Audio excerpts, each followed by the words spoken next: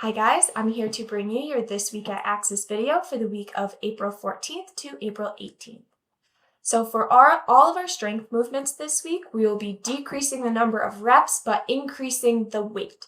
So we will be doing 5 sets of 4 reps at 75% for our back squat, bench press, and deadlift. Again, if you are a newer athlete, like 6 months or newer, please stick with 5 sets of 5 reps. And as long as your technique is looking good, you can go heavier than you did last week. But the focus for now should be on your technique and making sure that is looking solid and then gradually building in weight. So on Monday, we are going to back squat. And then after we back squat on Monday, we are actually going to be doing a workout that we did back in February. So this is an EMOM 12. And instead of there being a set number of reps to complete each minute, it is going to be 30 seconds of work and 30 seconds of rest. So minute 1 will be Bulgarian split squats. Minute 2 will be a suitcase carry. And minute 3 will be wall ball shots. Since the Bulgarian split squat is a single leg movement and the suitcase carry is a single hand movement, instead of switching legs or switching hands in the middle of that 30 seconds of work, what you're going to do is just use your weak hand for rounds 1 and 3, and then switch to your strong side for rounds 2 and 4. So you'll just stick with one side, so one hand or one leg for the full 30 seconds, and then switch to the other side the next time you see that movement. Also, since this is a repeat workout, if you did this back in February, I would like to see you try to challenge yourself to improve in one way or another. So there are a few different ways, and I'm not listing every single way you could, but for example, with the Bulgarian split squats, maybe last time you scaled those 2 lunges, and this time you're going to do Bulgarian split squats. Or maybe last time you did the split squats without weight, this time you're going to add a little bit of weight. Maybe on the suitcase carries, you're going to go a little bit heavier. Or maybe you counted how many reps you did for each movement, and you put that in the notes on SugarWOD, and you're going to go ahead and try to do 1 or 2 reps more in that 30-second work period than you did last time. So there's a lot of different ways you can approach this workout. Then on Tuesday, we're doing a little bit of grunt work here. So this workout is going to incorporate a buy-in and a cash out. So I'll explain that more in a second. So the buy-in is an 800-meter run. So on the countdown of the timer, 3, 2, 1, go, you're going to go on an 800-meter run, which is 2 laps around the block.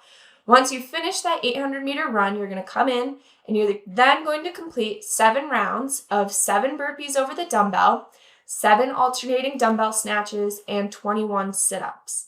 And then after you complete your 7 rounds there, that's like the meat of your workout, you're going to cash out of your workout. So now you're going to go on another 800-meter run. And once you finish that one, that is your time. Once you get inside the garage, that is your time. So there's a few different ways we can scale this one. Number 1, we could scale to a 400-meter run or a 400-meter run/walk. This is meant to be a little bit of a longer run.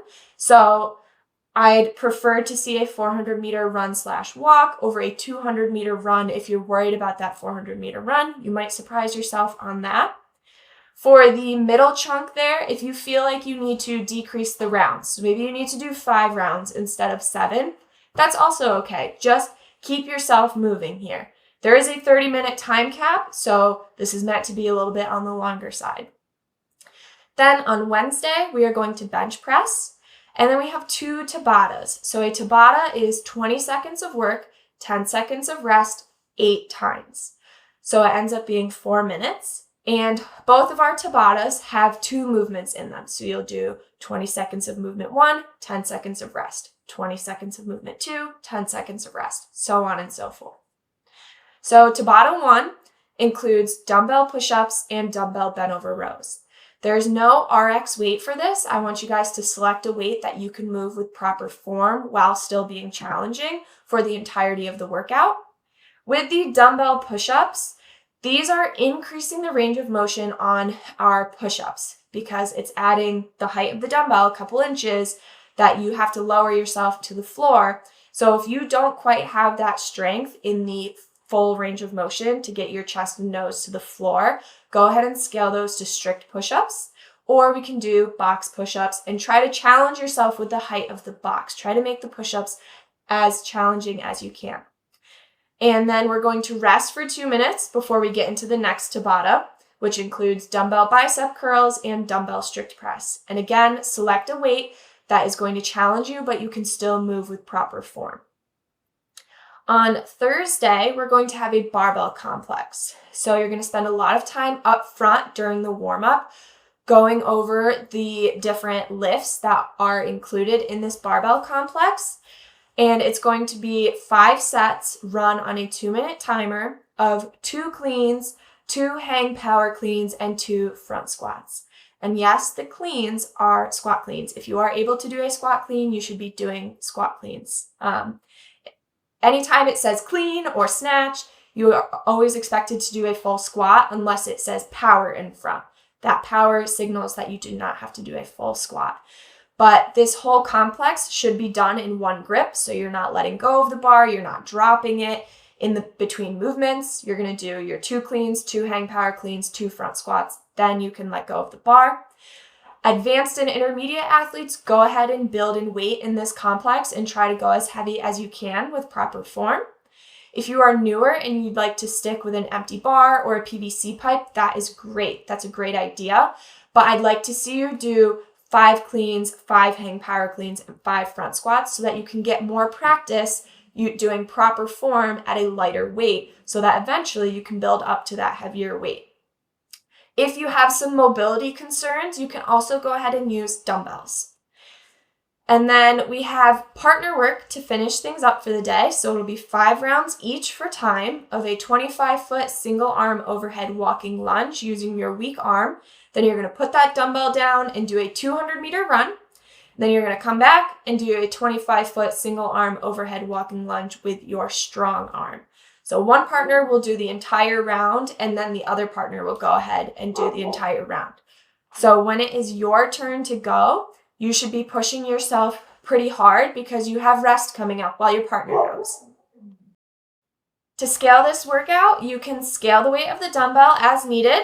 And if you have a shoulder injury and you need to hold the dumbbell in a goblet position, you can go ahead and do that. Or if you're working on building that single leg strength, go ahead and do unweighted lunges.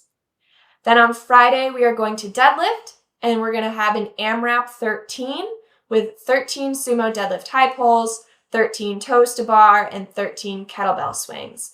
So you can scale the weight of the kettlebell as needed, and you can scale the toes to bar to knees to elbow, knees to chest, toes to rig. If you need to do sit-ups, you can do sit-ups as well. That is it for your workouts for the week. Remember, if you have any questions, you can email into accessstrengthtraining.com and you'll be set up with a meeting to discuss your goals or whatever your questions are and set you on the right path for them. I hope you guys have a great week of training.